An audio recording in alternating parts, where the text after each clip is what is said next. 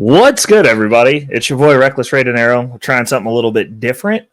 This is going to be a shorter form video format called RecklessRay Reacts. We just take one topic, something that I find on the ether of the YouTube or the internet webs that I find interesting, and we're just going to break down. So we're going to jump right into it because this is something that's going to be simple, just a little something extra to do to kind of push myself. So here we go. We're going to jump right into it.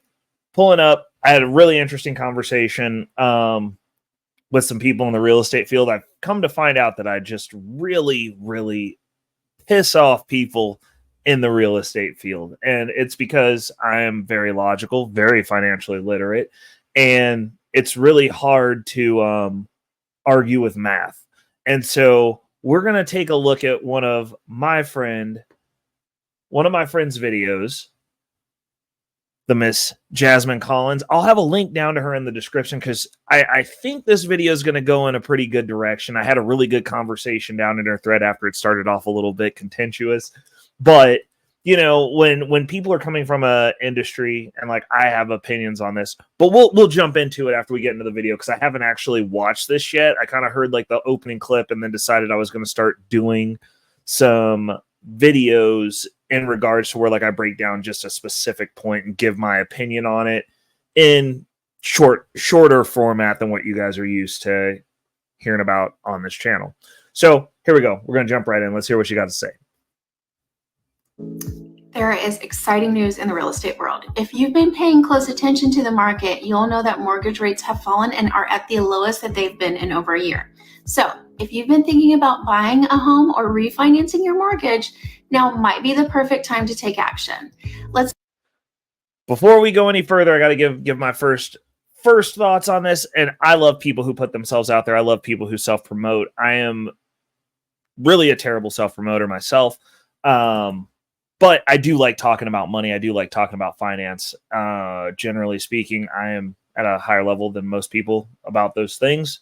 I have different results than most people about those things. I do things a little bit different than most people in the regards to finance and money. The mortgage rates are most definitely at the lowest that they've been in a year. I agree with that. We'll see where this goes. So far, stating facts. We'll see when we'll see when she gets to the pitch. Let's take a quick dive into why this drop in rates is such a big deal and what it means for you. Firstly, lower mortgage rates can save you thousands of dollars over the life of your loan. But let's break it down further. Here are 5 reasons why it is a great time to get back into the market, followed by some things to keep in mind. You're going to have lower monthly payments. With reduced interest rates, your monthly mortgage payments will be lower, freeing up more of your budget for expenses or investments. Now, I like this piece, and this is true. If you, depending on when you got in, because see, me personally, the mortgage rates would just raise my rates. So I wouldn't have a lower payment. I would be freeing up no cash flow.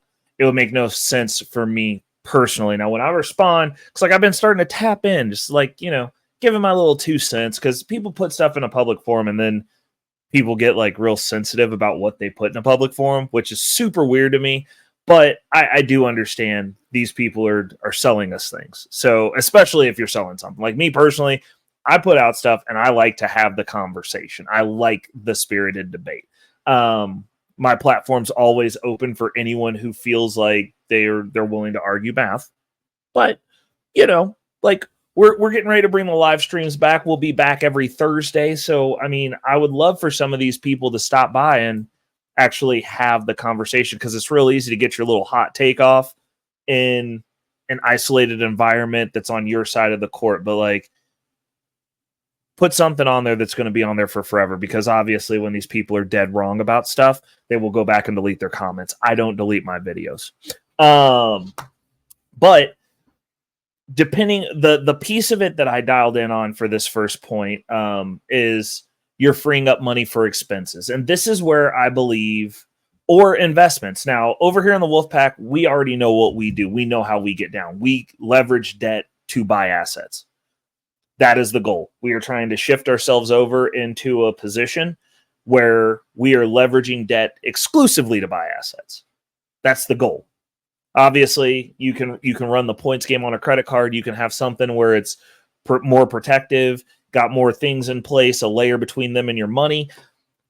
But when it's all said and done, the space that we're moving towards is we only leverage debt to acquire assets. So the piece of this that I'm dialing in on is, and the reason I consider a lot of these things like they're tools to be used, but a lot of them are predatory in nature,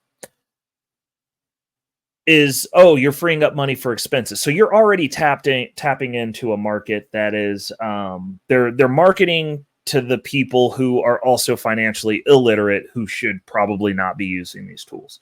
If you are in a situation where you're giving up pieces of your house, ownership of your house, to purchase things, pay expenses, that is a slippery slope and a dangerous slope. So we don't like advocating for that. And I understand, like, a lot of times, especially when it comes to me specifically, they end up in some waters that they're not built for.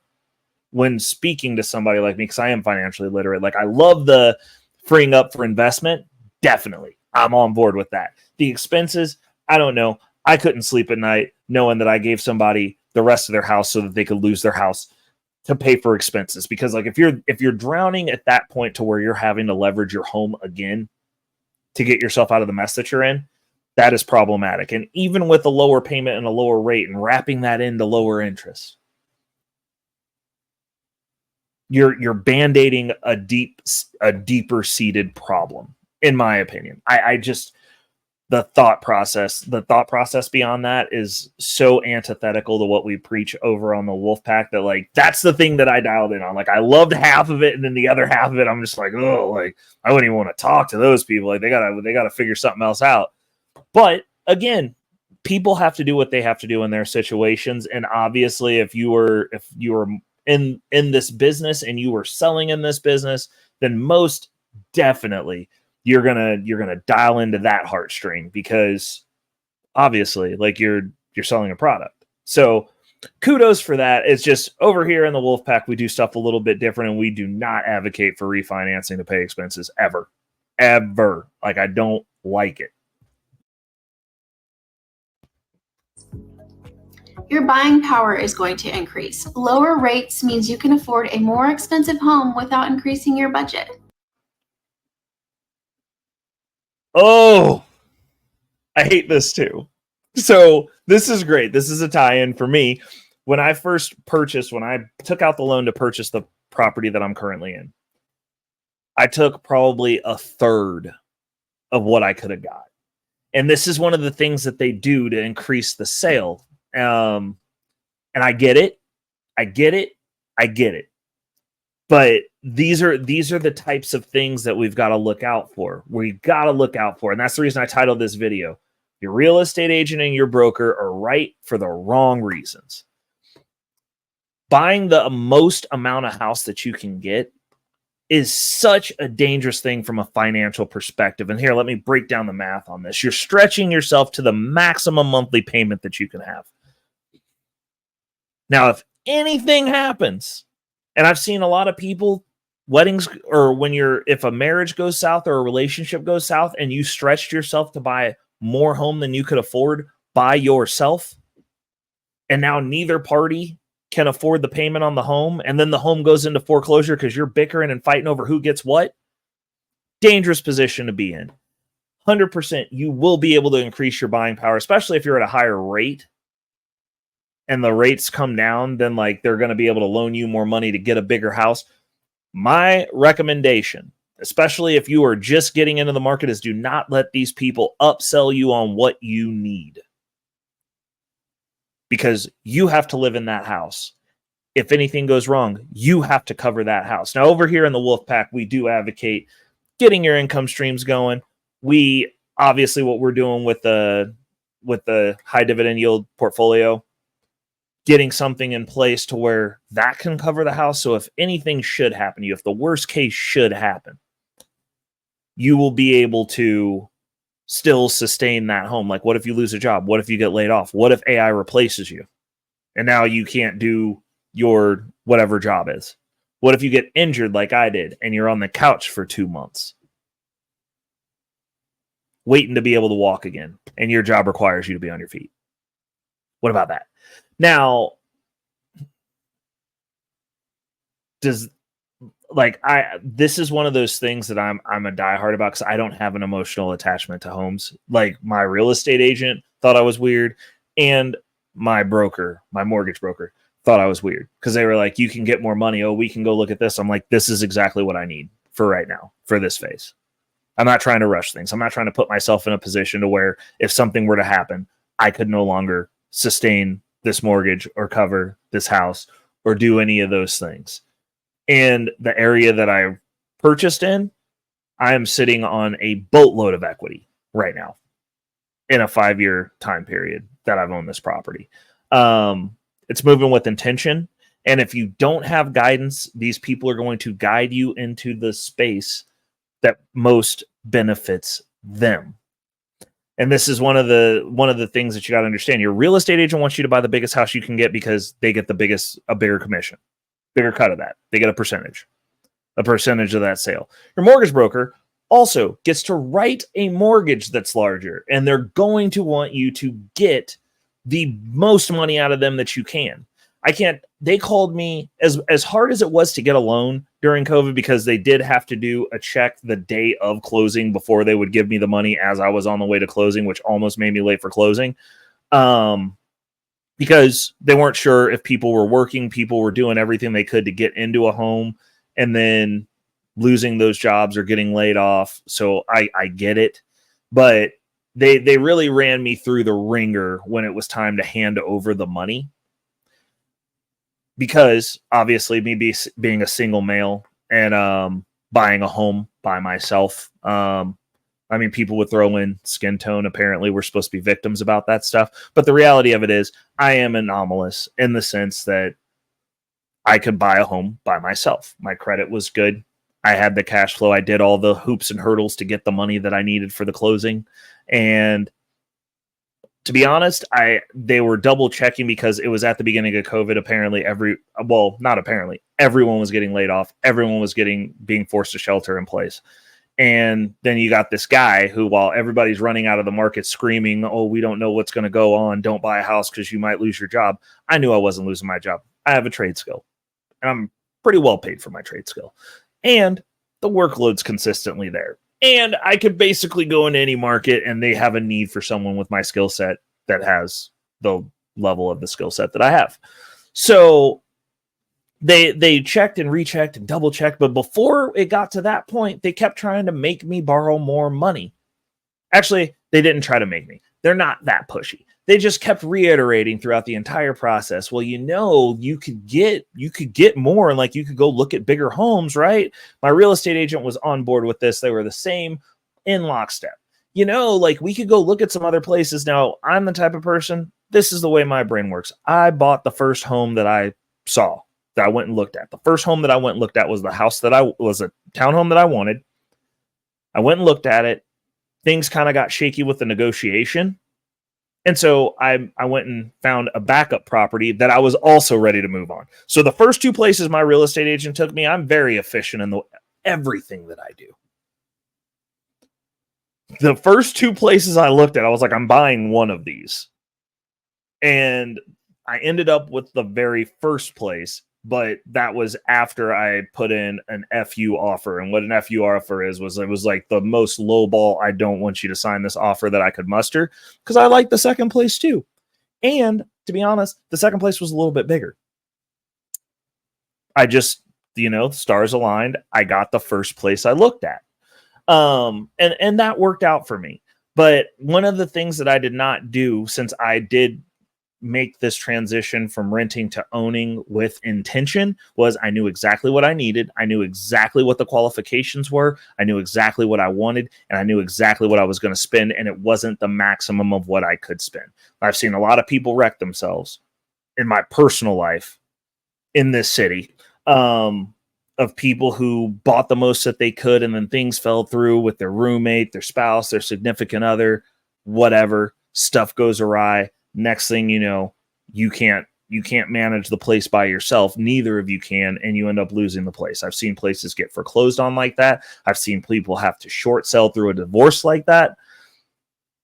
It's just not something that I advocate for. Like, and this is, I can't speak to everybody, but men out there, if you're buying a home, I don't recommend putting yourself in a position, even if you are married, where you're buying a place that you yourself with your income alone. And I know that we're in a space where y'all are going 50-50. It's what it is. I get it. But do not put yourself in a space to where if things fall apart, you cannot afford that place alone. Keeping it moving. Right. If you already have a mortgage, you can refinance at these lower rates, potentially reducing your payments or shortening your loan term. This I love. I've done it twice. My current rate is sitting at about 3.25%. I refinanced twice, and I did not do cash out refinances. I did refinances to lower payments. So basically what I did was I pay down in chunks. So like I'm usually sitting out about a quarter on my mortgage note. So I've got like 3 to 4 months of cushion. Right now we're scaling in the process. We're going to be back down to 1 month and we're going to scale it back out. But obviously we're on a debt elimination mission. So we can eat up a little bit of that cushion to do what we need to do to put us in a better place. And then I can just pay that back out. But there were 2 times where I did it to get the payment a little bit lower, to get it somewhere where it was even easier for me to manage, because my whole thing for getting this initial property set up was to set it up so that I would never have to sell it. So what that entailed was I needed to get this payment down to a space where it was going to be more than manageable. If I lost my job, if I did anything, I could pay for this place. I could pay for this place basically doing any gig work. I could keep myself in here and be comfortable, and I'm good. And that should be a goal. So for those of you who have already got mortgages and you got them later in the game and you got those exuberantly high rates, I am a huge advocate when you guys always have them run the numbers for you. Every time my mortgage company calls, I have them run the numbers. There's no reason to not have them run the numbers for you. And if the math makes sense, you go forward. If it doesn't make sense, then leave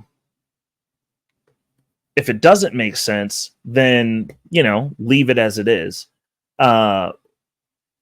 It's not that big a deal. But for some of you who are financed at 8, I mean, we got up pretty high. So like if you're sitting at 7-8%, this could definitely free up some cash flow. And the thing that we got to keep noting over here in the Wolf Pack that we do is when you free up cash flow, it's not to buy stuff. It's not to expand your lifestyle. It should be to build cash flow and continue building that war chest. So that way you're not having to live hand to mouth. You have an additional income stream of some sort or an asset base of some sort to where you have that cushion in case something happens.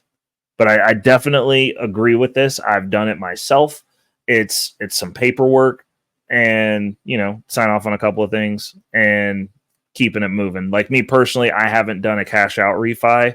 All the asset of the house is in the house and it's probably going to stay there. The only way that they get me to refinance is if I can lower the payment. And that's the only reason is it makes it more manageable because I'm not really concerned or worried about being able to pay this off.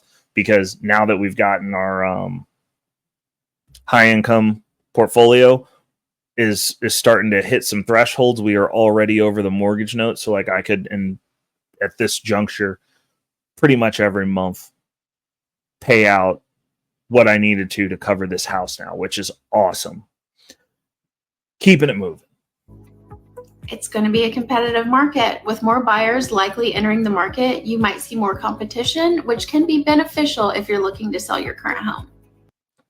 Also true. I'm getting sight unseens, those letters from the corporations. I mean, depending on where you are and what market you're in, you could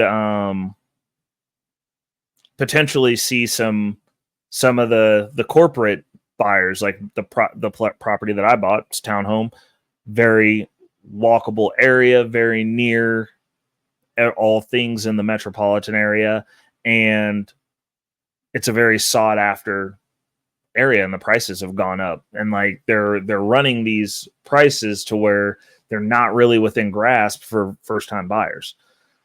So if you're selling your home, that's something to think about. But the other thing to think about is with the higher interest rates are 2 times higher than what I'm currently paying right now, which means that basically the house payment that I would be paying is going to be double.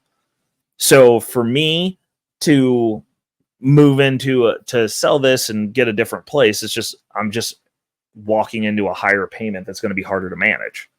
So it just doesn't make any sense for me. Also, the game that I'm playing is we're trying to sell no properties ever. So like my goal with this property is when I get my second property to not sell this one. Like I don't want to be one of those people who just trades up houses. At least not until I have to.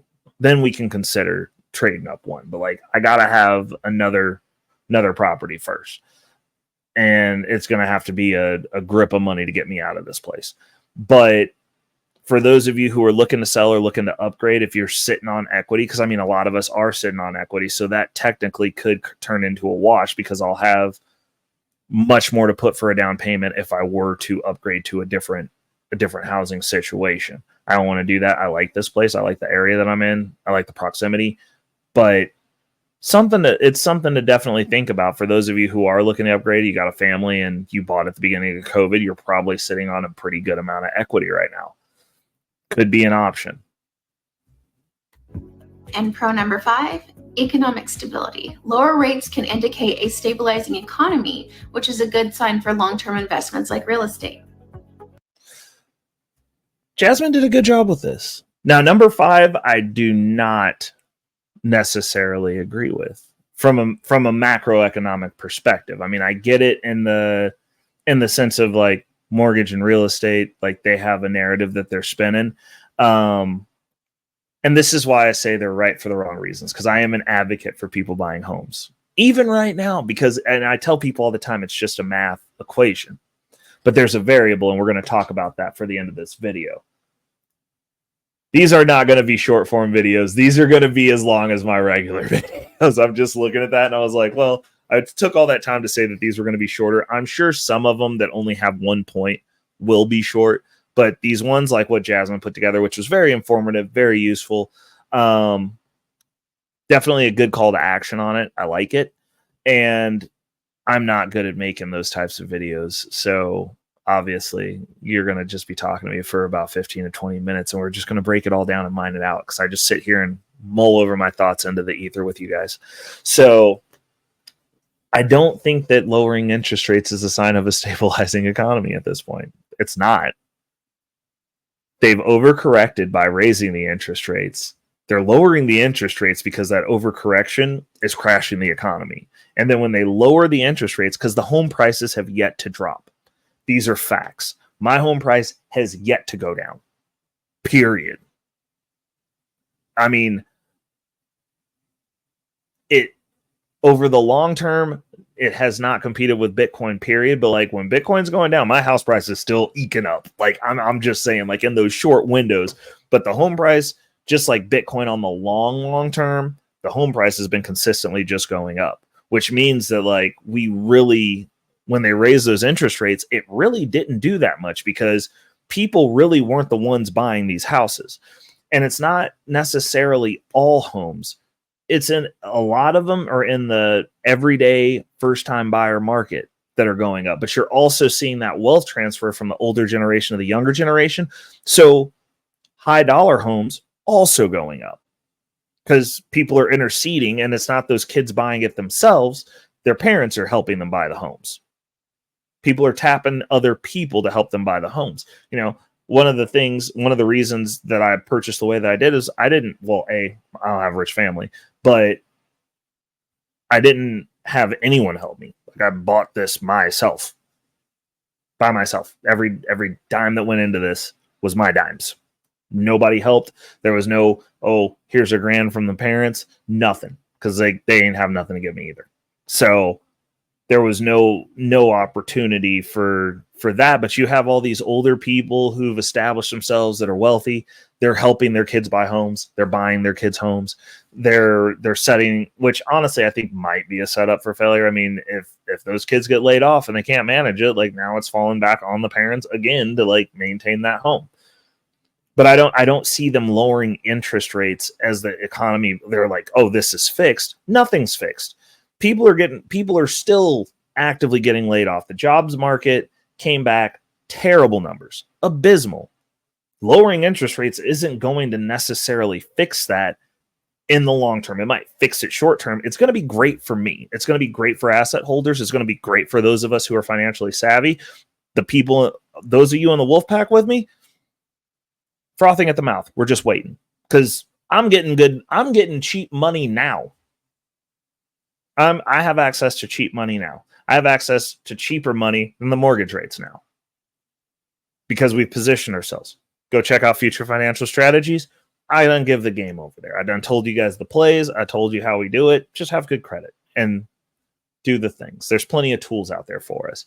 But when they start lowering interest rates, we'll see how knee-jerky they are about that because, I mean, at the current rate with the way that they raise the interest rates, we already talked about it. You raise the interest rates, there's a lag before the effects of that raise take place. It's not like you're going to see it in a month. You're not going to see it in 2 months. You're probably looking at 6 months to a year before you start seeing what's going to happen. And the Feds literally consistently raised interest rates basically for like a year, 2 years straight, just without stop, like not seeing what was happening. And here we are on the other end of this, and now they're talking about lowering interest rates. Well, from a macroeconomic perspective, that's not necessarily going to be the economy is just stable and, oh, we fixed it. We still haven't hit their target numbers for inflation. The jobs report, now people are losing too many jobs. They told you they wanted you out of work. Now y'all are losing too many jobs, and there's nothing going on right now that is indicating that our economy is anywhere near stable.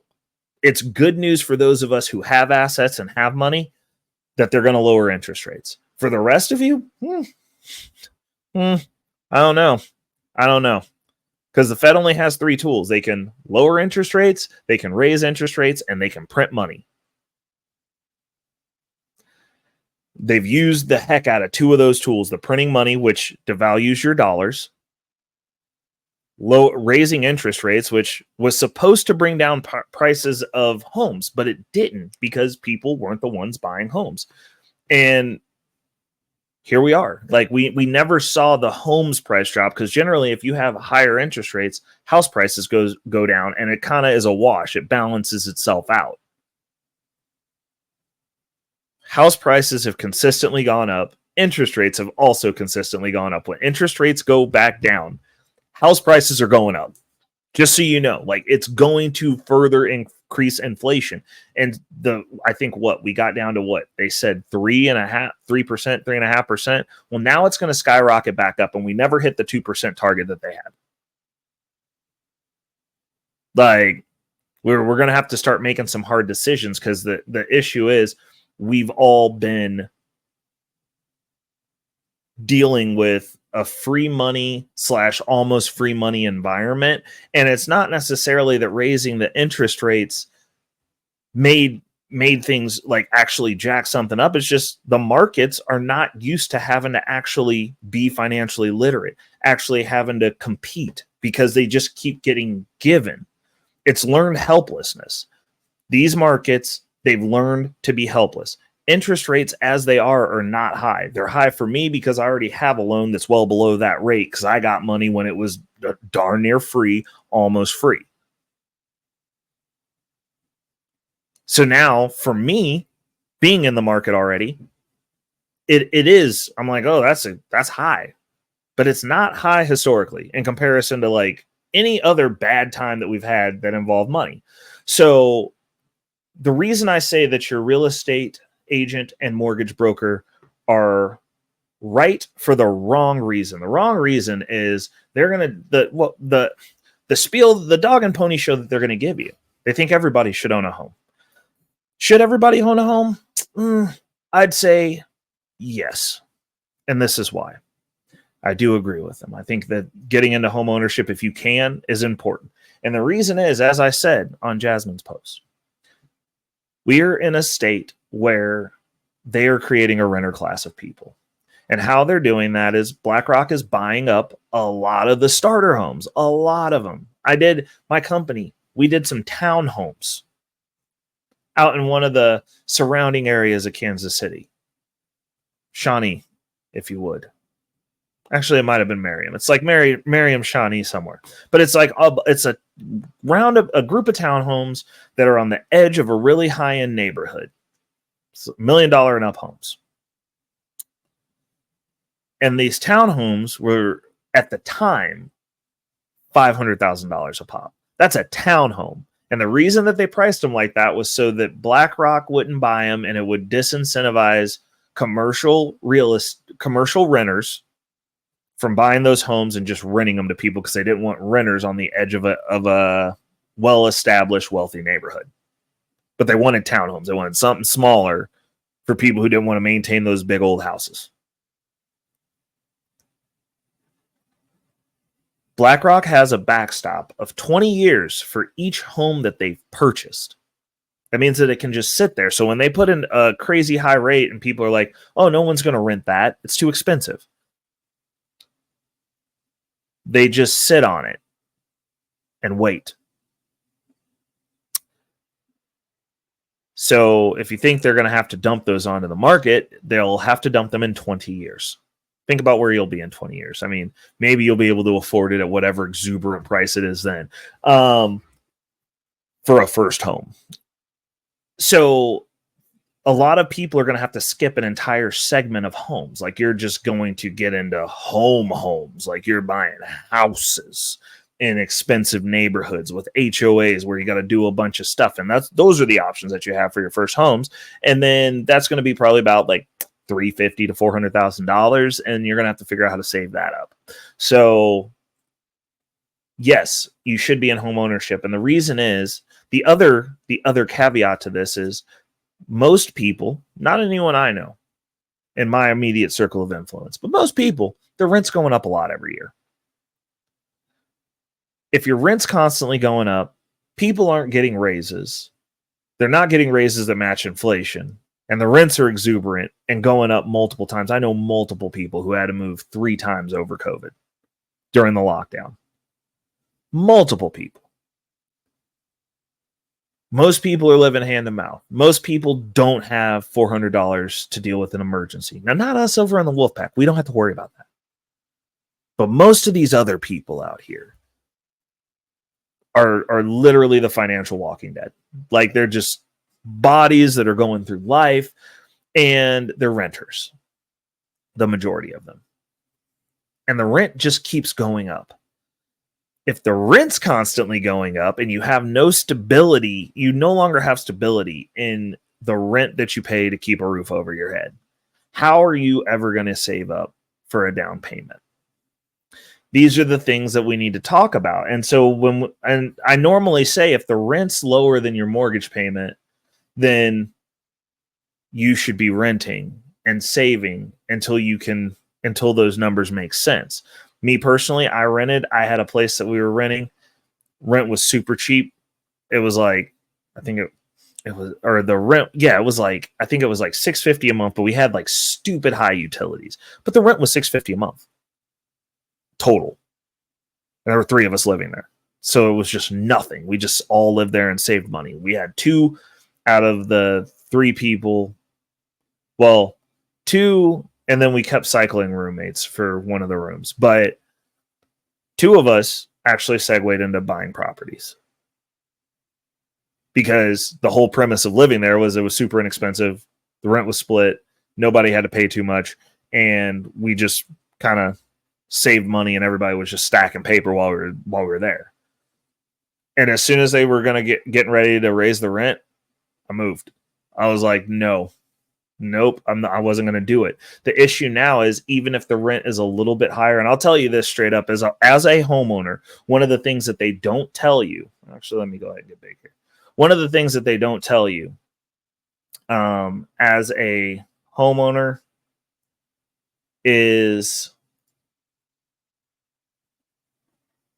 when I bought my home and went from renting to buying my home, my overall collective expenses in regards to the home ownership, car insurance, all that stuff went down $350 a month.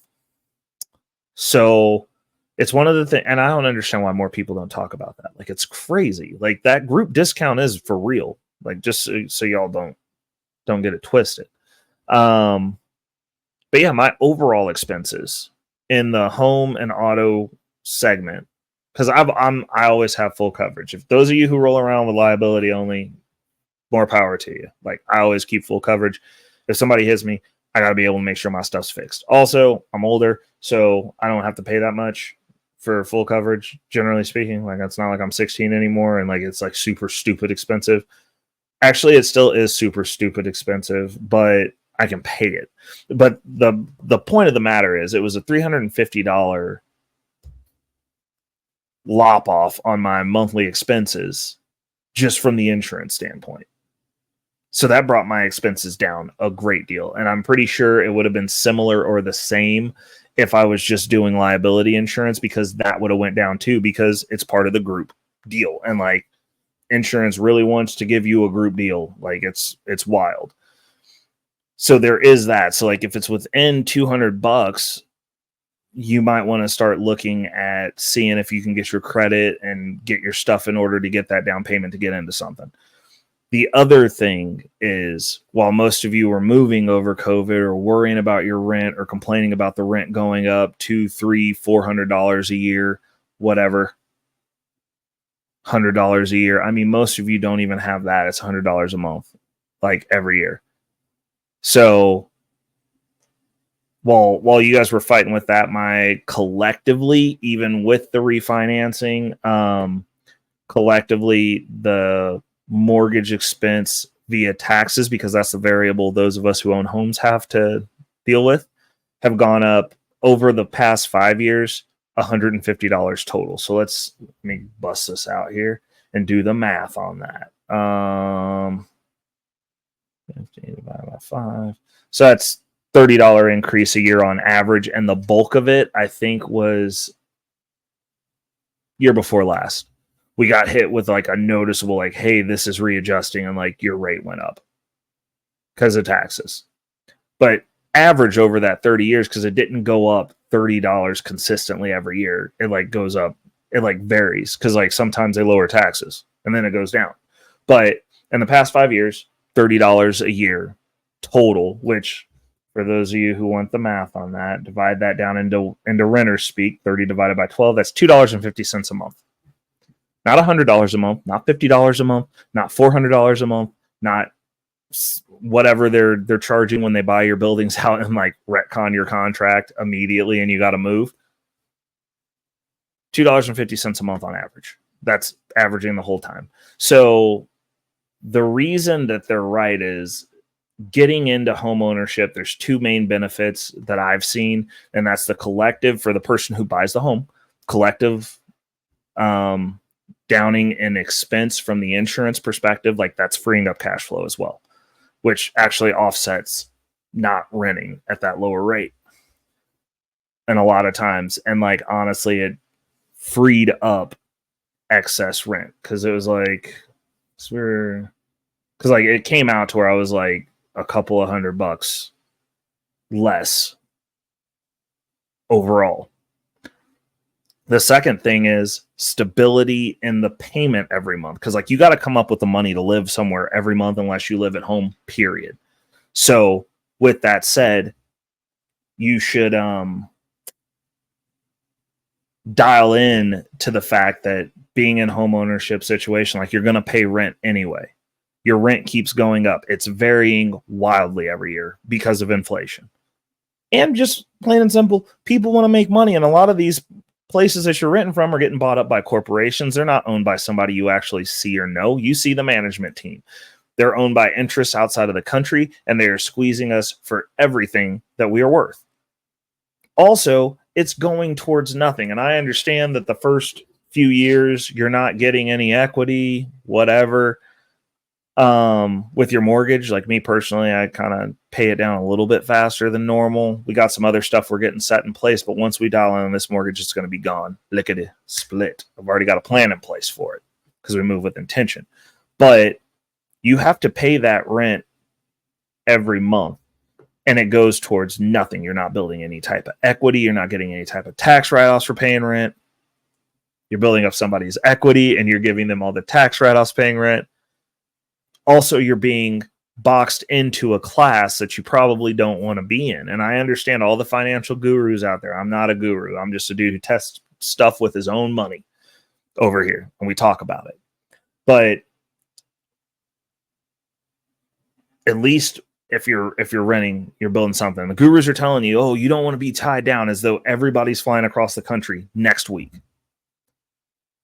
That is not the case for most of you. If you're in a place for more than 5 years, which most of us are, people move. Like, even people who move away and come back, they're gone for 5 years. Like, you going where you going, unless you have a job that it's like literally they're actually moving you around like that, which most people don't. Then you could be building something. Like, if you're going to be there for 5 years, you probably are going to be in a better spot. Even if you sell it, you can figure something out than if you were renting, unless you just up and leave stuff and like don't know how to tie up loose ends. Also, I don't know that we live in a society where you're going to sidestep the one means of home ownership, which I understand most are not financially literate enough for this conversation, but having that equity built up gives you something you can leverage to continue building. So like, now I have a nest egg. Once these interest rates come down lower, because I believe they're going to come down lower, within striking distance to where it'll be something similar to what I'm used to, as far as from a payment perspective to manage this. I've got a large pool of money to start doing some stuff with some investing. And I mean, we might do that a little bit ahead of time. We're going to probably at a certain point, after we get this initial debt load pay down, we might start looking into a HELOC and being able to leverage that. I've got a couple of really good options, but that's going to be one of them. So yes, I'm an advocate for home ownership.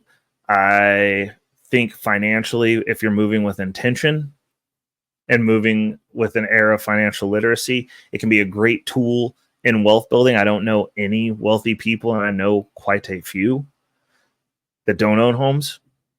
And it seems like there's going to be a class of people who just own nothing, and then there's going to be people who own homes. It's just like there's going to be people who own Bitcoin, and then there's going to be people who own nothing. Like, you got to choose your hard. You either make the hard decisions now or you make them later, but don't let them scare you, because I do believe, and I would be willing to bet, that interest rates are going to continue going down. I swear by it. Like, I would bet that once these interest rates, because they got to correct the ship's going one direction. Because it's the lowest in the year now, doesn't mean that it's not going lower, especially since they only have one tool available that they haven't fired, and that's lowering the rates to fix the economy. And that's not going to fix it. It's just going to make it easier for people. So it's like, you need to make sure you have a job, some sort of skill that you can use, because stuff's going to get interesting. And as always, you know what I'm going to say. Buy Bitcoin. It's your boy, RecklessRay, and we're going to get up out of here. Thanks for tapping in. Let me know down in the comments. I'm always willing to have the conversation. And shout outs to my real estate brokers and mortgage agents. I know you guys are out here on your hustle. I'm not hating on you, but if you want to have the conversation, we need to do that on camera, not in the comments. Like, I'm looking to I want the smoke. I want that action. So tap in with your boy, RecklessRay. I'm out. Peace.